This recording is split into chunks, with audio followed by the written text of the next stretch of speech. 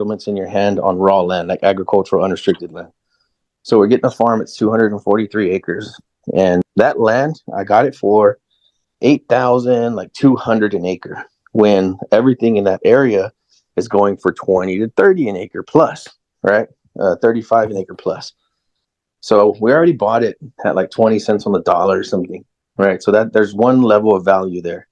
Then you just bust it down into tens. You sell it quickly for 15. Bam, you make $2 million in 6 months or whatever, or a year, and everybody's cheering for you and how happy they are for you. Mm-hmm. But if we go through, we file some documents, we talk to the water company, we talk to the electrical company, you do a drainage study, a flood study, road elevations, that kind of stuff, take a few months. Then you take all those documents to the county, to the city, to everybody, and you say, hey, I want to build a neighborhood. It looks just like this. Here's all my specs. And then they look at it, they look it over, they say, well, damn, everything looks good. Let's run it. So now they give you like a certificate. You have a letter from the water company that says that we're going to provide, 82 meters to this land based on the plans we saw. Same from the electric company, right? They send you a letter that says, hey, you guys are good for 150 meter poles inside of this subdivision. Mm-hmm. You have those letters signed, sealed, and delivered, ready to go. And then you have your approvals to break ground with the city, right? So you can start your road, start dropping in your water lines. And mind you, that depending on the project, the paperwork needed for that could be 6 figures plus. So I think the quote we're getting on this one was like 250,000. Yeah, so that's the value, right? So somebody's like, well, why doesn't the seller just do that themselves? Good luck knowing everything to do, right? And then also good luck having the money on hand, right? 200,000-300,000, and this could all get shot down, right? You spend a 200 or 300 grand, and it turns out, nope, the electrical, no matter what, they cannot provide electricity to your property. There's no water. You're stuck. Yep. There's no groundwater. You'll see some of that in North Texas. You won't see so much of it around San Antonio. There's a lot of groundwater here. And, that's another value that I think people are not seeing that are in this business is right now, you got to have water to be able to even build a neighborhood. And in Texas, there's not that many veins of water, like aquifers and all that. So San Antonio is massively, massively underpriced right now. But that's what I was saying earlier. In that scenario, we would do all that due diligence to make sure that we don't close on something without checking those boxes, I'm assuming. Yeah, right. And that's the correct way to buy real estate. But something that we're doing right now is we can afford to roll the dice because this is our backyard, and we already know what's happening here. I can tell you where the water is. So I know for a fact when I buy that property, we're closing on this ranch before the due diligence is over, no matter what, right? Mm-hmm. But I know that we're going to do it because I know Poteet has tons of public water. And then I know that if Poteet doesn't give us public water, that if I go down most wells are 200 feet, 300 feet, that's it. If I go down 1,300 feet, I'll hit like the biggest part of the aquifer, like an ocean. So that means I can throw a lot of houses up around there. So that tells me that land is prime, because I can get density there because there's so much water there. Mm-hmm. Mm-hmm. If not, oh man, we got to do 5-acre lots now because the county says we can only get 10 water wells on the whole property.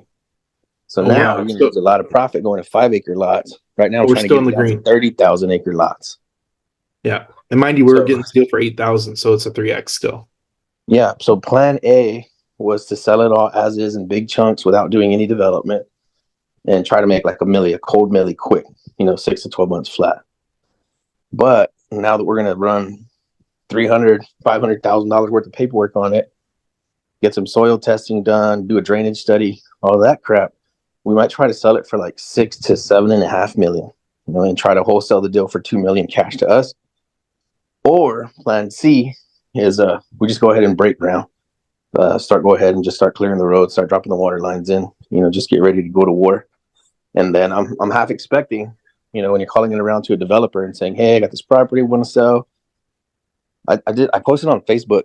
I said, hey, I want to partner with builders who would want to throw their houses on my lots and we both get paid at closing. Bam, I got like 15 phone calls to make. So what I'm trying to do is similarly find a developer who will fund the construction of the roads and all that. They'll be like, oh, how much are you selling these lots for? How many houses can I borrow? Or how many lots will you sell to one person? Mm-hmm. Well, I don't know, buy 100. And the guy's like, well, what I got to do? Well, help me throw this damn road in for starters. you know.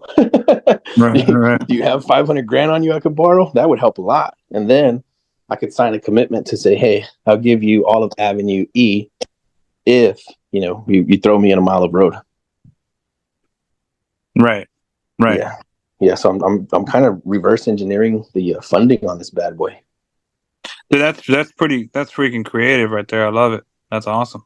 Yeah. I'll give you this lot, you know, I'll give you this lot, and then you do this, and then he's getting value because he's getting, you know, it's a barter.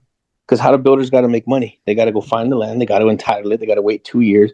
Now I can finally build 20 houses and make $4 million. But if I say, hey, you don't got to do nothing, I got 20 lots right there. You can take them all, but all the slabs have to be poured all in the same 30-day window. Mm-hmm. You know, so they got to commit to building all 20 at the same time. You know, that's what I'm looking for is people that have a big wallet. With that, we'll find private money guys, we'll find developers, you know, all that stuff. Right. So if we could use the fund money to tie one of these deals up, right? Let's say it's a $3 million ranch. The fund puts down 10%, 300 grand. And then we go to work with all this network of builders and developers. Let them fund it all out. And we're just doing, our value is we negotiated the deal. And then now we're starting. We're filing all the paperwork. We're doing all the testing. We're ready to go. Like we're seriously playing. We're going to break ground with or without you. But yeah, to be able to attract outside capital for them when they see what we're doing and they see the value in it. Like, hey, you know, there's this builder specifically for Luling area, but he's out of lots. And you say, hey, well, I got 30 coming up.